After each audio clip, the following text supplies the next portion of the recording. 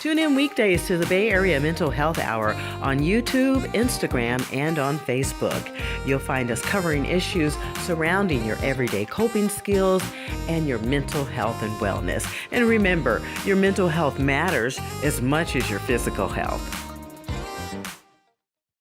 I'm Alicia Mayo, the host and executive producer of the Bay Area Mental Health Hour. And I'm Dr. Jaseon Outlaw, Clinical Director of Journey of Life Counseling and Assessment Services in San Leandro, California. Welcome. We're on location here today.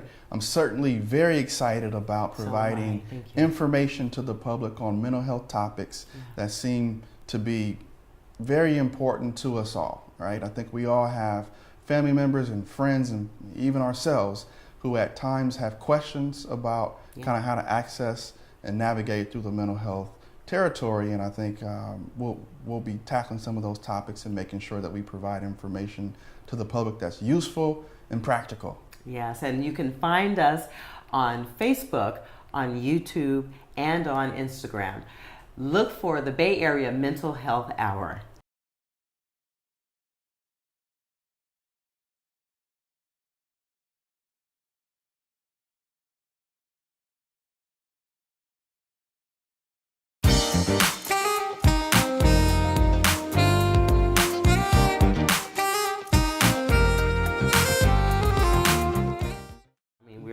The first thing I think of is, am I going crazy? No, I'm not going crazy. I just need someone to talk to. I have an issue that I think I can resolve on my own, but I really don't trust myself to resolve it on my own, for example. Well, it's important that we all get that checkup or that annual checkup, the same thing that you do when you get your physical annual checkup. You mean like a mental health checkup? That's exactly what I'm talking about. So it's important for us to go once a year and talk about the things that are plaguing us, the stressors that we have. And it's very possible that just by getting that annual checkup that the therapist recommends that you get further treatment. Doesn't necessarily mean that you're going to have long-term treatment, you're going to be in therapy forever. Sometimes it can be a short-term model that really addresses the stressors and ultimately comes out on the other end, making you feel much more whole, like you're centered and your core is back to where it was. So it is very important. Core. You talk about physical core and mental core. Now, you mentioned stressors. Okay, I can imagine a lot of stressors. I had a stressor this weekend when I saw a past acquaintance at a party with my new boyfriend. My new boyfriend is exciting, right? I'm out, relationship stuff, right? Sure. We're enjoying ourselves at this point. We're still in the honeymoon phase, I think. So we're still really enjoying each other's company, but I really don't anticipate anything different. But there was a stressor because there was someone in the party who was a former acquaintance of mine, another woman, who I can't have anything to do with her because, it would interfere in my relationships. We were friends and we had to end the relationship.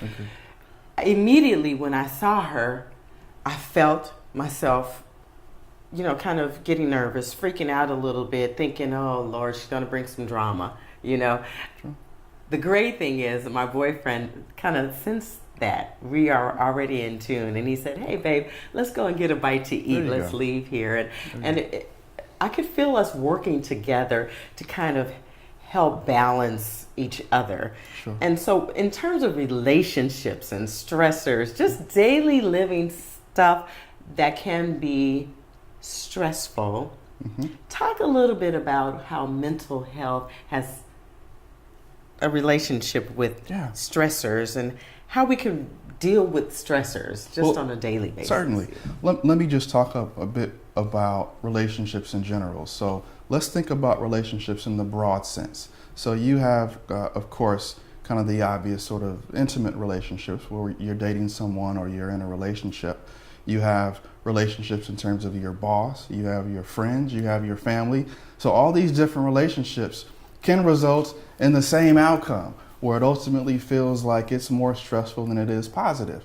And so it's very important to understand which relationships cause significant internal concern and which relationships feel very positive and like they are, of course, helping you out and helping your situation. Yeah. So we all have past relationships that, for whatever reason, form or fashion, they didn't really work out. And sometimes you can get those resolved, and sometimes it's just a matter of, merely getting out of there and making sure that it doesn't cause a crisis of some sort. So that's okay. I mean, of course. I kind of felt like, and I think she felt like, we needed to talk to resolve it. But at the same time, I hadn't seen her in about 3 years, and Sure.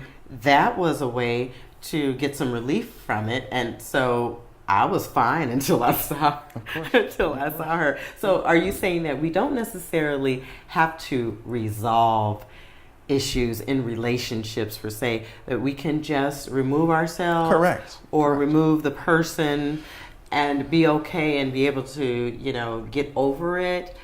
I would say yes and no. So it depends on which relationship we're talking about. If we're talking about a past boss or supervisor who wronged you in some way, right? There's no real need in resolving that. You move on from that. That was a period of your life in which you worked for them and it served its purpose, but that's over and there's no real need to go there.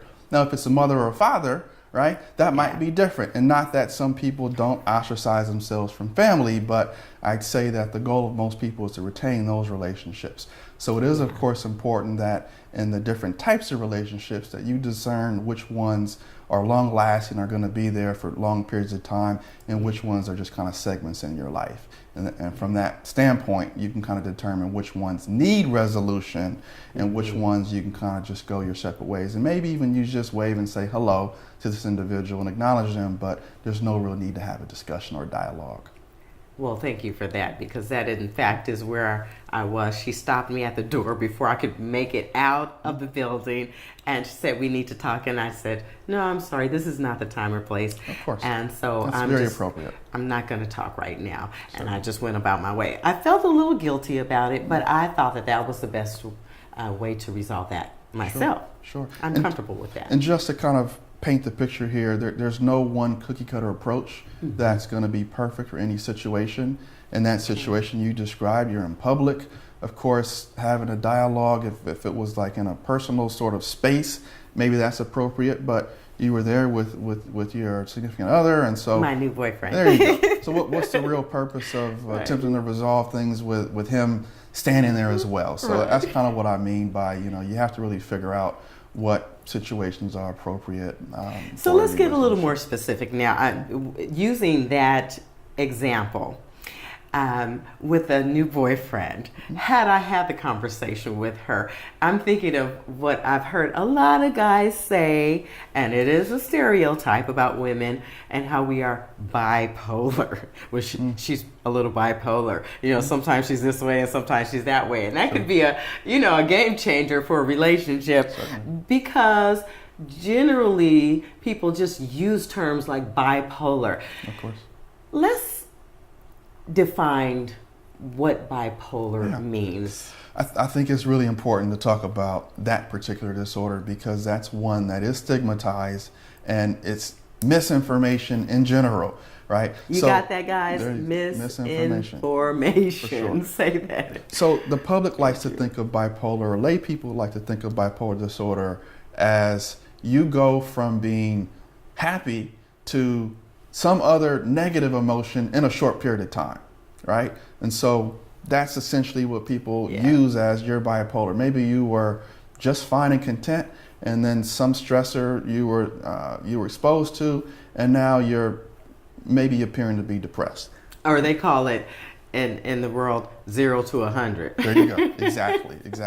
So that's actually not bipolar. Bipolar disorder is really, and there are different subsets of bipolar, so I don't want to make it too general here, but it essentially is the vacillation between a period or an episode of depression and a period or an episode of mania. And mania is a term that we use that really just means that you have an expansive sense of self. Your energy level is really high, and some people kind of describe these individuals as just kind of being on top of the world. And we're talking clinically significant mania. We're not talking just you're just happy. We're talking, this really looks and feels a whole lot different than your interactions with most people. Now, when you talk about clinical significance, are you talking about the physiology changing? Are you talking about the actual way it looks, the blood pressure, and all of the or chemical changes? Sure. Good question. So what I mean by clinically significant is really, this is just so rare that it falls outside of normality, right? And so we all at some point in time have experienced some level of a depressive symptom, right? Like someone passes away, or you lose your job, or something happens that ultimately makes you not feel so good. That doesn't qualify you for depression, right? That's a normal response to a stressor in this example. But clinically significant depression really means that you fit the diagnostic criteria, which is really laid out in our Diagnostic and Statistical Manual of Mental Disorders. You meet the criteria for it, and there's a lot of different symptoms you have to meet. And so we just have to really be careful when we place a label on someone, whether it be bipolar or schizophrenic or whatever, because that pretty much just maintains a stigma, as opposed to letting an individual understand that they're going through something, but it may not be significant enough to call it something that they need help for. I have to admit to you now, just as you described the criteria and it being laid out, and I guess there are different levels of abnormality, or that kind of frightens me. It made me feel like there's some standards that have been put into place, and to me, I just don't feel like I'm the standard. Like I'm not going to fit into the norms of what the doctors think are normal. I mean, historically, the African American community we've been made to believe certain things, but personally speaking, we know that our level